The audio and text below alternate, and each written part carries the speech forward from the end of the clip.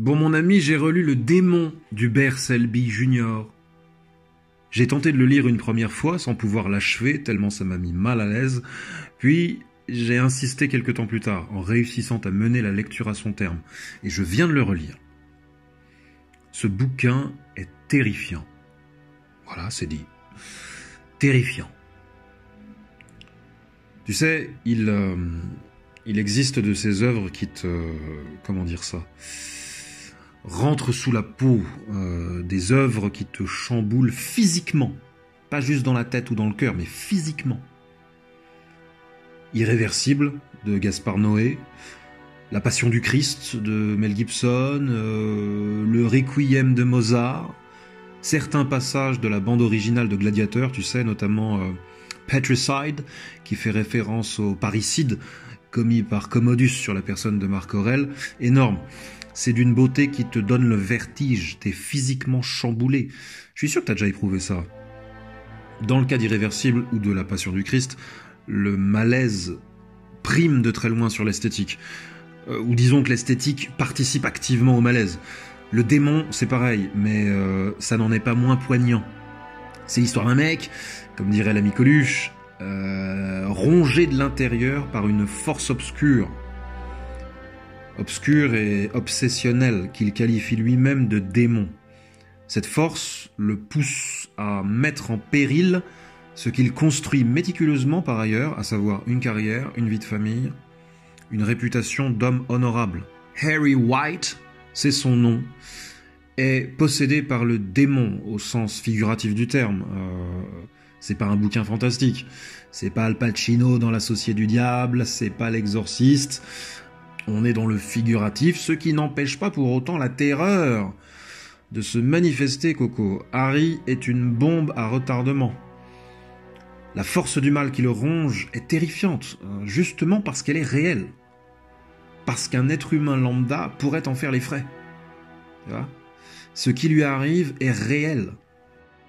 Alors, sur le plan figuratif, le démon c'est quoi ? C'est quoi pour toi le démon ? Tu me diras, c'est un adversaire de Dieu, un monstre cornu qui se réjouit de foutre le bordel dans la divine création. Ok, Dieu, dans l'imaginaire collectif, est ordonné, méticuleux, voire maniaque. C'est l'enfant modèle, quoi, le premier de la classe, le délégué de classe. Et le démon, c'est le délinquant. Celui qui rentre dans la chambre paradisiaque de l'enfant modèle et qui chie dans sa trousse, qui harponne ses poissons rouges avec un compas, juste pour rigoler. Le démon est le rebelle fondamental, le gréviste du 49.3, celui qui dit à l'autorité suprême « Go fuck yourself !» Et c'est mal, c'est une mauvaise chose. Le démon n'a de cesse de vouloir détruire l'harmonie cosmique, une harmonie fondée sur les conventions, la morale, l'acceptable si tu veux. Go fuck yourself. Sa devise. D'accord. Harry White, au début du livre, donne libre cours à sa nature démoniaque. Démoniaque en ce qu'il fait figure d'outsider, de mouton noir. À 30 ans, Harry vit toujours chez ses parents, par choix, dans une Amérique florissante qui plébiscite l'autonomie financière de ses garçons et la fondation de leur propre foyer.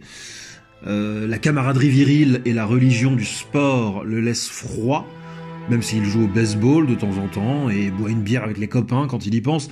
C'est un ami absent. Ok. Et surtout, sa passion immodérée des femmes sape toute moralité.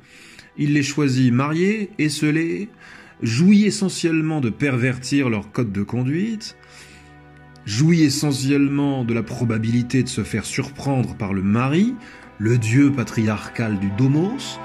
Harry est un sacripant, un sale gosse, il chie dans la trousse. Son pouvoir de séduction le rend adorable. Ses parents l'adorent, sa grand-mère l'adore. Leur petite communauté new-yorkaise l'adore, les femmes l'adorent, ses potes lui pardonnent ses absences. Et au travail, parce qu'il travaille quand même, le mec fait des étincelles. Ses collègues et son patron l'adorent. N'oublie pas que le diable est le premier séducteur, le séducteur fondamental, l'empêcheur de tourner en rond qu'on adore détester. Harry White Harry, blanc, blanc comme neige. J'ai rien fait, mesdames, messieurs, j'y peux rien si je suis irrésistible. On croirait moi, à quelques détails près, bien sûr. Là où ça commence à se corser pour Harry, et lui-même n'en a pas conscience, j'insiste, il n'en a pas conscience, et cet aveuglement participe à sa déchéance. Là où ça commence à se corser, c'est quand la divine création, autrement dit la société, par le truchement de son patron, autrement dit l'autorité suprême, exige sa rentrée dans le rang, exige qu'il s'amende.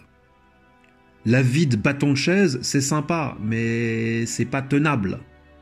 C'est pas tenable.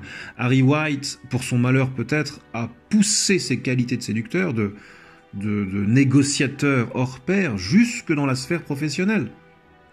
Il incarne la figure du Golden Boy. Son patron caresse de grands espoirs à son égard, tu vois. Harry est une force motrice, le sang neuf d'un monde vieillissant, un monde puissant, mais vieillissant.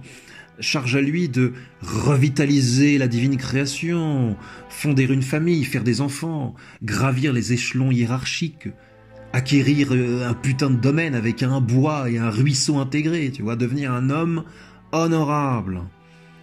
Harry n'a rien contre l'idée, au contraire, l'idée de devenir un homme honorable, un membre honoré de la divine création, flatte son ego.